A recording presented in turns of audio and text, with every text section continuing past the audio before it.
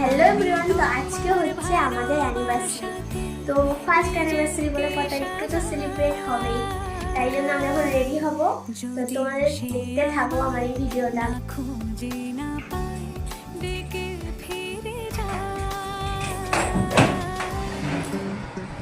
আমি এখন কোন শাড়িটা পরবো বুঝতে পারছি না।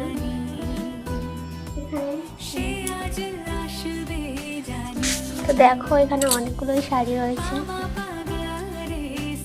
কোন শাড়িটা পরা যায়।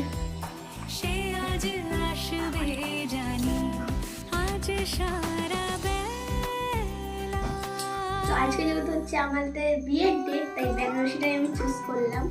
আমার বড় বললো যে এই বেনারসিটাই করো। তো চলো রেডি হওয়া যাক। শাড়ি পরা এখানে ডান।